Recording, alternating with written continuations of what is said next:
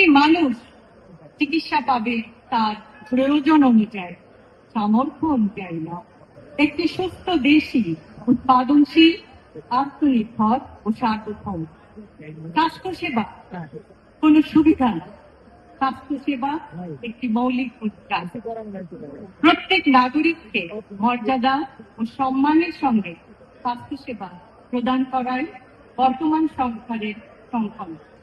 সম্পূর্ণ সফল না হলে চেষ্টার ঘাটতি যেন পিছিয়ে না যায়। করব কাজ, করব দেশ, সবার আগে বাংলাদেশ। জাতীয় অ্যাম্বুলেন্স পুল ও জরুরি সেবা নেটওয়ার্ক স্থাপন, যেন সময় মতো অ্যাম্বুলেন্স না পেয়ে আর কোনো মানুষ তার জীবনে শেষ নিঃশ্বাস ত্যাগ না করে। 24 ঘন্টা রোগী পরিবহন ও জরুরি সহায়তা পাওয়া যাবে।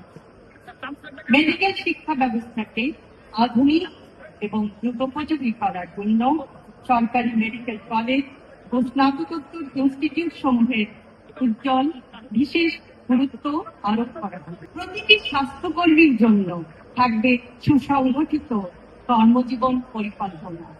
Nurse, midwife, paramedic, medical technologist, community health worker প্রত্যেকের আলাদা কেরিয়ার কাঠামো এবং পদোন্নতি ও পদায়ন হবে যোগ্যতা ও কর্মদক্ষতার